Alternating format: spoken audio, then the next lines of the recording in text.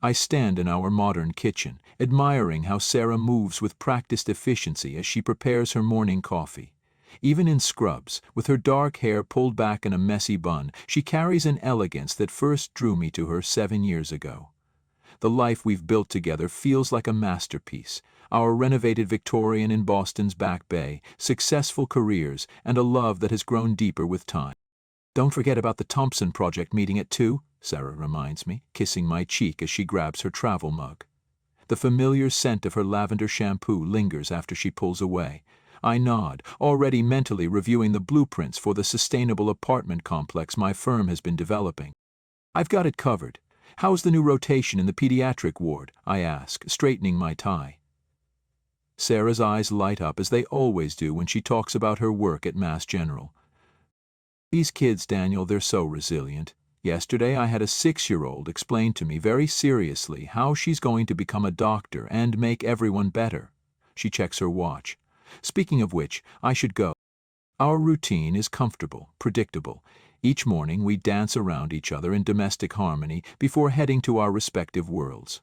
I'm proud of what we've achieved, the respect we've earned in our fields, our ability to support each other's dreams. Sara's compassion makes her an exceptional nurse, while my eye for detail has elevated me to senior partner at one of Boston's premier architectural firms. But everything shifts on a Tuesday evening when Sara's phone rings during dinner. I watch her face pale as she listens to the voice on the other end. Her mother, Catherine, has been diagnosed with early-onset Alzheimer's. The doctor's prognosis isn't optimistic.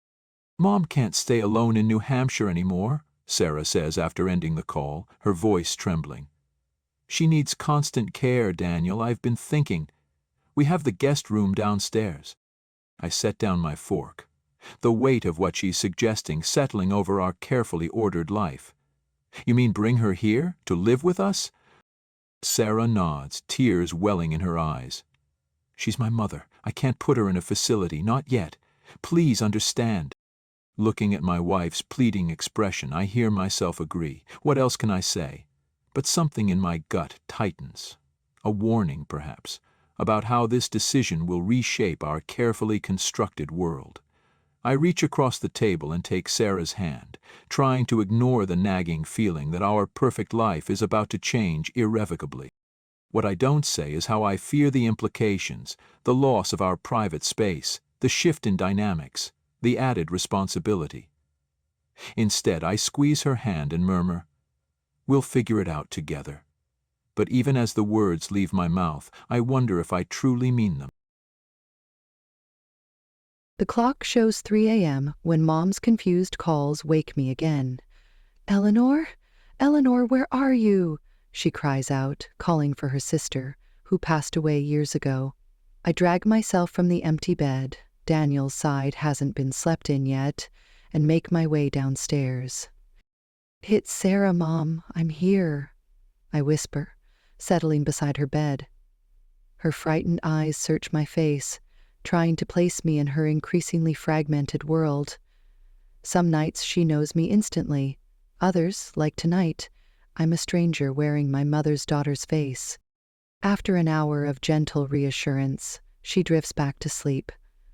I should do the same, but instead, I find myself in the kitchen, staring at a sink full of dishes Daniel promised to wash before he left for drinks with the team. The 3rd time this week. I mechanically start cleaning, knowing I'll need these plates for breakfast in a few hours. My phone shows no messages from him, no explanation for another late night, no acknowledgement of the growing distance between us. The Daniel I married would never have left me drowning like this, in dirty dishes, in laundry that needs folding, in the emotional weight of watching my mother slip away piece by piece. At work, I catch myself making silly mistakes during medication rounds. My supervisor has noticed my exhaustion, suggesting I take some leave. But we need my income, especially now with Mom's medical bills. Besides, those few hours at the hospital are sometimes my only connection to the world beyond caregiving. "Sara, honey," Mom calls from the living room as I prepare her lunch the following afternoon. "Where's that handsome husband of yours? I haven't seen him in ages." I force a smile. He's very busy at work, Mom. Big project. The lie tastes bitter. The truth is, I don't really know anymore. He's found every excuse to be elsewhere. Client meetings, networking events, late-night design sessions. Our conversations have become superficial, limited to household logistics and polite inquiries about each other's days. Last night I found his dress shirt in the hamper, carrying the faint scent of unfamiliar perfume. I told myself it was probably from hugging a colleague goodbye, but the knot in my stomach grows tighter each day. I want to reach out, to bridge this widening gap between us, but I'm so tired.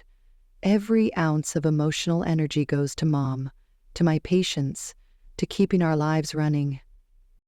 In quiet moments like this, stirring soup I won't have time to eat, I wonder if I'm losing him.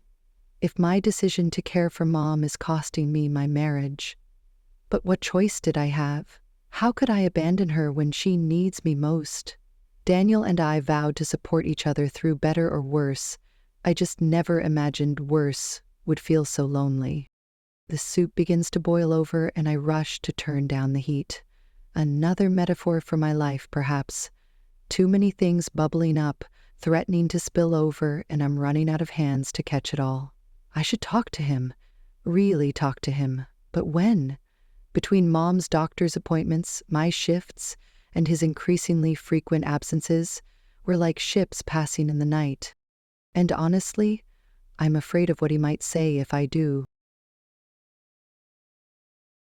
Lisa leans over my desk, pointing out a detail in the Thompson project blueprints, and I catch myself noticing how her dark hair falls forward, how her perfume, something subtle and expensive, fills the space between us.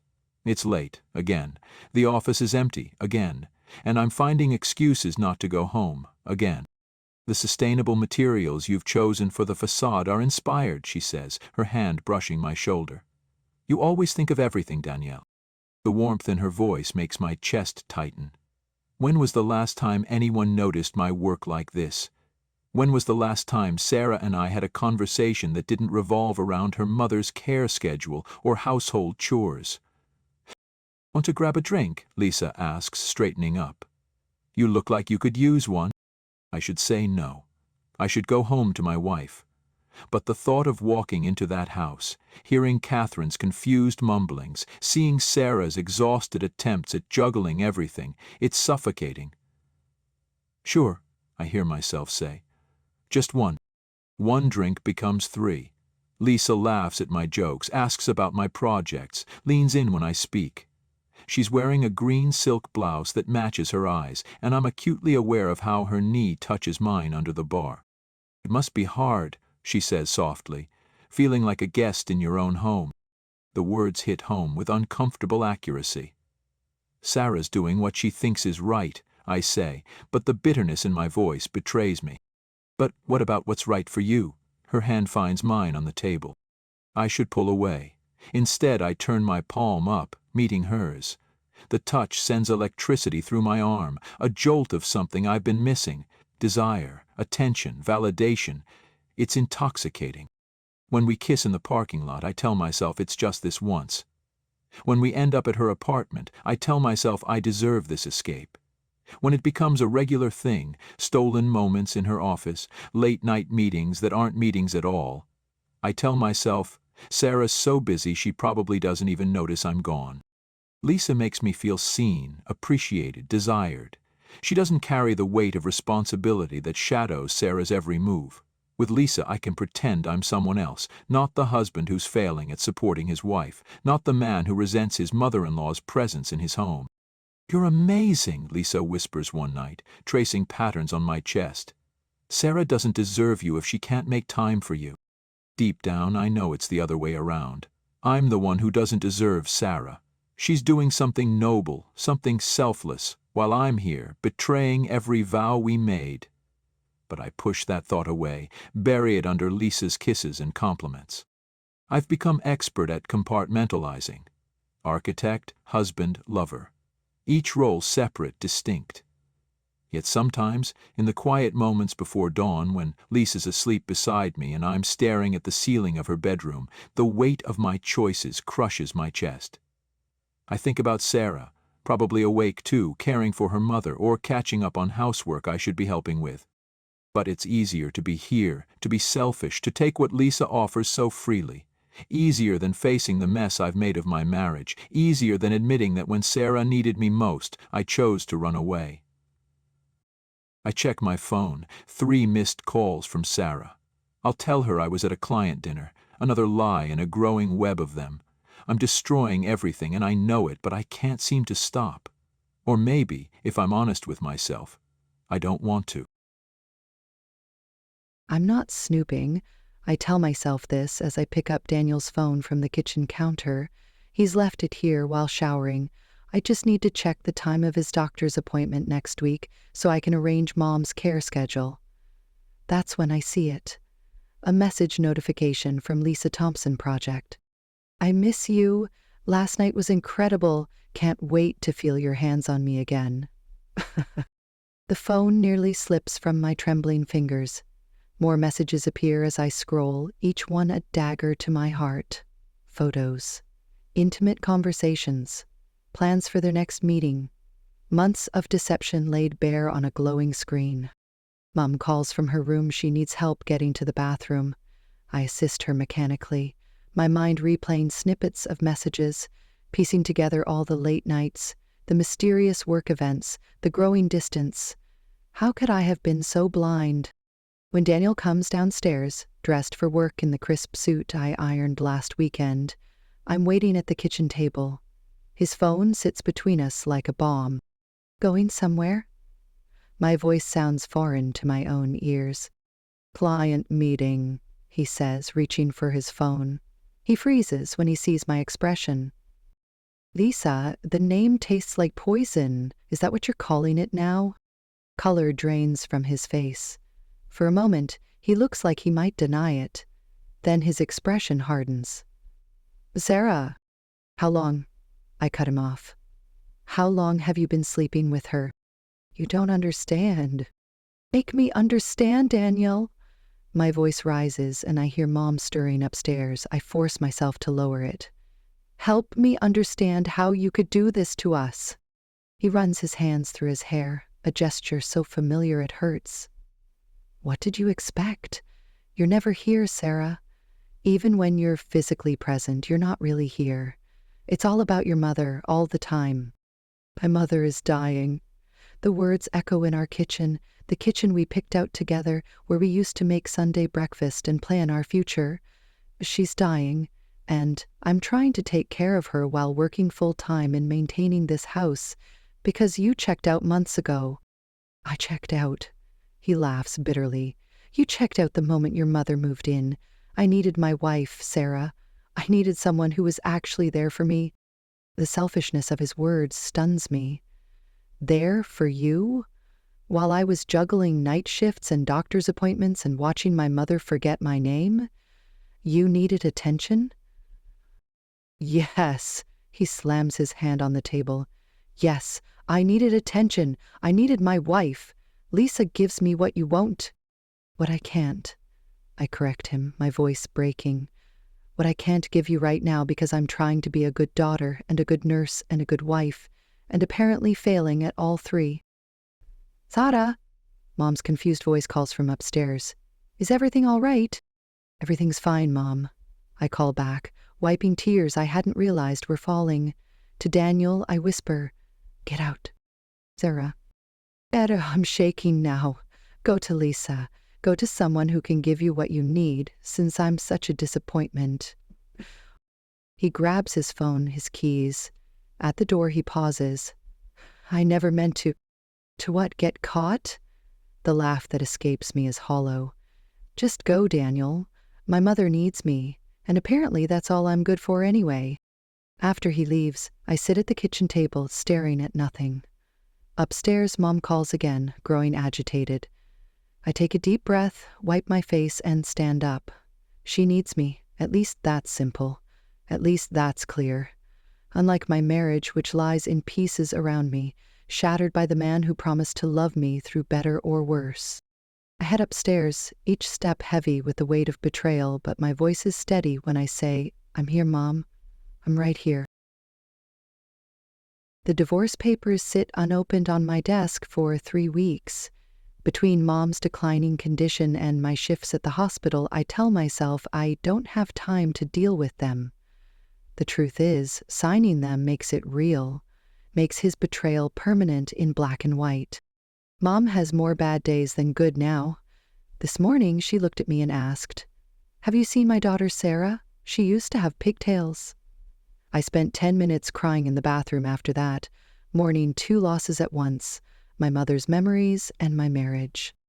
Daniel moved out 6 months ago. His absence echoes through the house, empty hangers in the closet, a single toothbrush in the bathroom, no coffee cup in the sink every morning. Sometimes, in rare quiet moments, I catch myself reaching for my phone to text him about Mom's latest doctor's appointment, or a funny thing a patient said at work. Then I remember, and the wound feels fresh again. During one particularly rough night shift at the hospital, I break down in the supply closet. A fellow nurse, Maria, finds me there. As I sob into her scrubs, I tell her everything, about Mom, about Daniel, about feeling like I'm drowning. She shares her own story of caring for her father with dementia while raising 3 kids alone. "We need support," she says simply. "Real support, not just empty promises from people who don't understand." That conversation plants a seed. Between Mom's medications and appointments, I start researching. There are millions of us caregivers struggling to balance work, family, and the crushing responsibility of keeping someone else alive. Most of us are doing it alone, like me, or feeling alone even when we're not. I start small, a Facebook group for caregivers in Boston. It grows faster than I expected. People share their stories, their fears, their exhaustion. A woman writes about losing her husband because she chose to care for her dying father. Her words cut close to home, but the responses, dozens of supportive comments, offers of help, shared experiences, show me something important. We're stronger together. 9 months after Daniel left, I used my lunch breaks to file paperwork for a non-profit, Holding Hearts, support for family caregivers. The irony doesn't escape me that my broken heart is leading me to help others hold theirs together. Mom has a severe decline in month 10. I find her trying to cook at 3 a.m., convinced she needs to make dinner for my long-dead father. The next day, she doesn't recognize me at all. I hold her hand while she calls me nurse and asks when her family will visit. That night, I finally sign the divorce papers, my tears smudging the ink. By month 11, Holding Hearts has its first official meeting in a borrowed church basement. 20 people attend. We cry together, laugh together, share resources and tips and frustrations. A local newspaper runs a small story about us. Then a bigger paper picks it up. Suddenly, I'm giving interviews about caregiver burnout and family support systems. "You seem different," Mom says during one of her lucid moments, touching my cheek. "Sadder, but stronger too." "I am, Mom," I tell her, fighting back tears. "I am both." The nonprofit grows. We secure funding for respite care programs, establish support groups in 3 hospitals, create a network of volunteer helpers. Each success feels like a small victory against the darkness that threatened to swallow me when Daniel left. 8 months in, I hire our first paid employee, a coordinator to manage the growing volunteer network. The day I sign her contract, Mom has another episode. She's agitated, confused, calling for Daniel. The cruel irony makes me laugh until I cry, sitting on her bedroom floor while she finally sleeps. "You're doing a wonderful thing," my supervisor at the hospital tells me, after I give a presentation about Holding Hearts to the staff. "But don't forget to take care of yourself, too." I nod, but we both know I won't, can't, not yet. Because every time I slow down, I remember Daniel's words. I needed someone who was actually there for me. So I keep moving, keep building, keep caring. I pour my pain into purpose, my loneliness into connection, my broken dreams into helping others hold on to theirs. At night, when Mom is asleep and the house is quiet, I sometimes allow myself to feel everything. the exhaustion, the grief, the anger, the loss. But come morning, I get up and do it all again. Because that's what caregivers do. We keep going, even when our own hearts are breaking, because someone needs us more than we need to fall apart. And somehow, in helping others carry their burdens, my own becomes a little lighter to bear. The Thompson project is falling behind schedule, and Lisa's constant presence in my office isn't helping anymore. Her perfume, once intoxicating, now gives me a headache. When she touches my arm during meetings, I have to resist the urge to pull away. Everything that seemed exciting 2 months ago now feels hollow. "You're distracted," Lisa pouts, perching on my desk. "Is it the divorce? Just get it over with, Daniel. She doesn't deserve you waiting around." I filed the papers soon after leaving. Sara probably thinks I'm heartless for moving so fast, but why prolong the inevitable? I couldn't stay trapped in that house, watching her play martyr with her mother's care. I deserve happiness. That's what my therapist says, the one Lisa recommended. Though lately, even she seems skeptical of my justifications. The senior partners called me in yesterday. The Thompson project's sustainability features are over budget, and 3 clients have complained about missed deadlines. They're concerned about my focus. What do they expect? I'm going through a divorce? I'm starting over? It's not my fault if things slip through the cracks. Lisa suggests moving in together, but I make excuses. My apartment feels empty, but at least it's quiet. No confused midnight wanderings, no constant caregiving discussions, no guilt-inducing looks. I scroll through social media a few months after Sara signed the divorce papers, something I've been doing too often lately. Sara's name appears in a local news article about her new non-profit. The photo shows her speaking at some event, looking tired but passionate. The article calls her an inspiring advocate for family caregivers. Of course she'd turn this into some noble cause. She always has to be the hero. "You're better off," Lisa says when she catches me reading it. "She chose her mother over you." I nod, but the words ring false now. The truth sits uncomfortably in my stomach. She chose responsibility, while I chose escape. But I push that thought away. I'm not the bad guy here. I'm not. I just couldn't live like that anymore. Watching my wife disappear into someone else's needs while ignoring mine. The Thompson client threatens to pull out entirely. Something about inconsistencies in the design revisions I made during those late nights when Lisa was helping me work. The partners are furious. They assign a junior architect to oversee my projects, calling it support. We all know it's a demotion. "It's their loss," Lisa says, but her voice lacks conviction. She's been distant lately, especially since the partners started questioning my work. Funny how that happens. At night, in my sterile apartment with its modern furniture and empty walls, I sometimes remember how Sara used to wait up for me, no matter how late my meetings ran, how she'd ask about my day and actually listen. Lisa just talks about herself, and I'm starting to realize I don't care about any of it. But I made my choice. I filed those divorce papers because I needed to move forward, needed to prove I was right to leave. Sara's mother was consuming our lives, and Sara let it happen. It's not my fault she couldn't balance everything. It's not my fault she made me feel invisible. The latest project presentation goes poorly. The clients see through my forced confidence, spot the flaws in the rushed designs. Lisa sits in the back, silent. Later, she cancels our dinner plans, something about a networking event she forgot to mention. I order takeout and eat alone at my designer kitchen island. Sara's non-profit is hosting a gala next month. It's all over local business news. Meanwhile, I'm defending my design choices to increasingly skeptical clients and watching Lisa's interest fade as my professional status dims. But I'm not wrong. I'm not the villain here. I just needed more than Sara could give. I place fresh flowers on Mom's grave, yellow daisies, her favorite.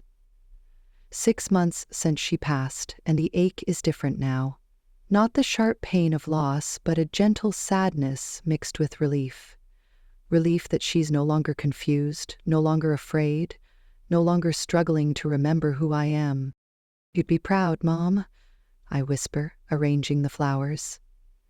Everything's blooming. And it is. Last week, Holding Hearts opened its third support center. We now have paid staff in 5 hospitals, offering immediate support to families facing long-term care decisions. The program I created for employer sensitivity training is being adopted by major companies across New England. Turns out, my pain had a purpose. My phone buzzes.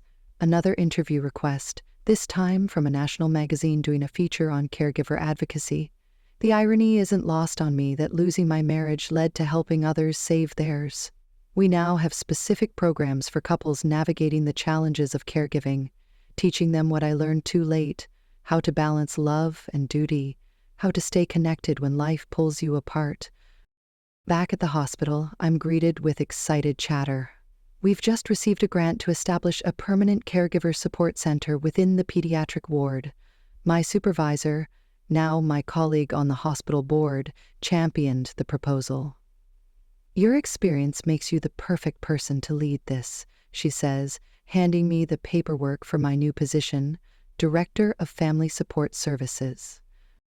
In my office, I look at the photos on my wall. Mom and me at my nursing school graduation, the first Holding Hearts meeting, our recent gala that raised over $200,000 for respite care programs. Each image represents a step on this unexpected path. The foundation has given me more than purpose, it's given me community.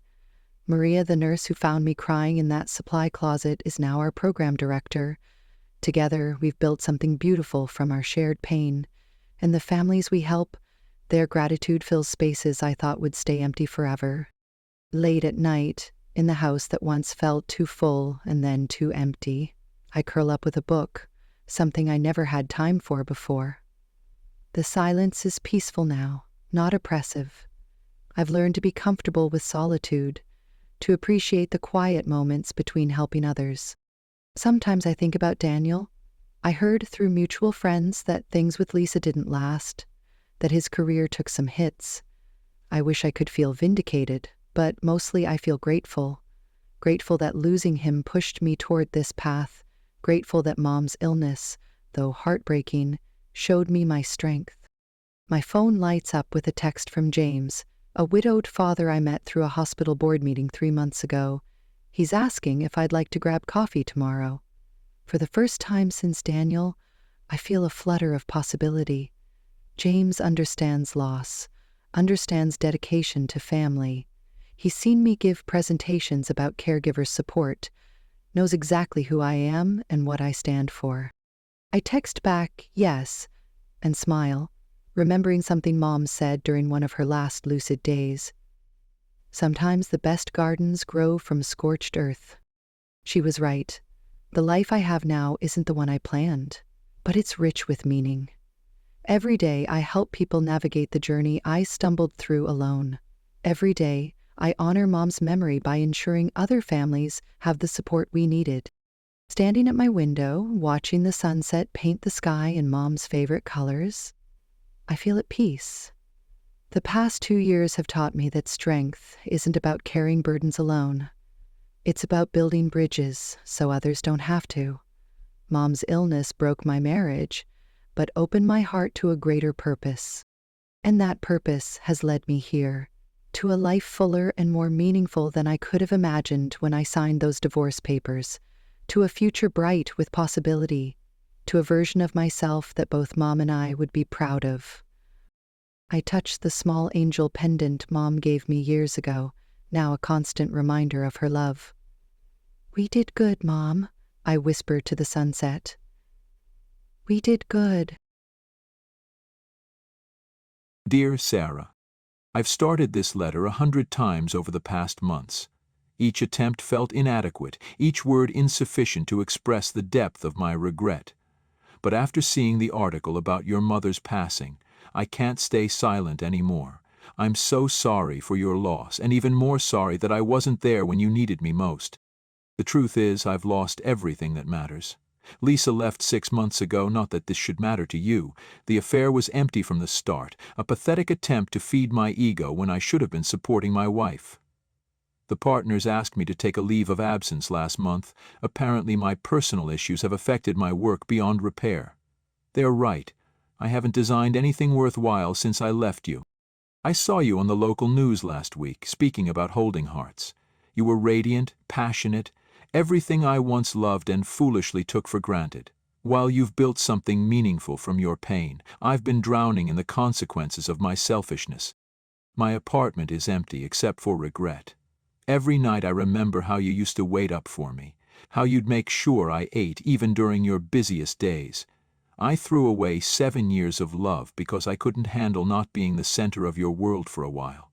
What kind of man does that? While you were showing true love by caring for your mother, I was having a tantrum like a spoiled child. I missed the way you'd laugh at my terrible jokes. I missed the sound of you humming while making coffee. I even missed the things I complained about, the scheduling discussions, the careful juggling of responsibilities, because all of it meant we were partners, sharing a life. I threw away that partnership for something superficial, and I'll regret it until my dying day.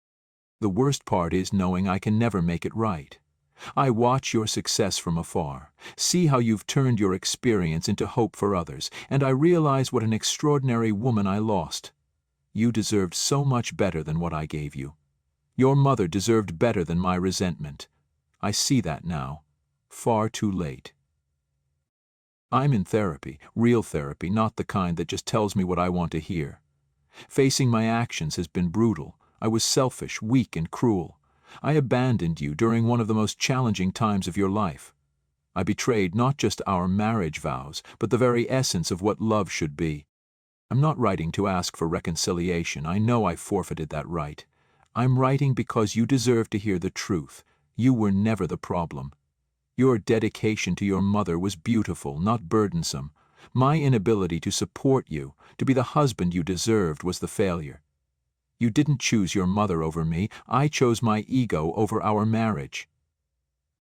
The woman I see on TV, running that amazing foundation, helping other families navigate what I was too weak to handle, she's incredible. You've always been incredible. I was just too self-absorbed to see it. I know you're doing well, and that gives me some peace. I hope someday you can forgive me, not for my sake, but for yours. You deserve to be free of any pain I caused you. Thank you for 7 years of love I didn't deserve.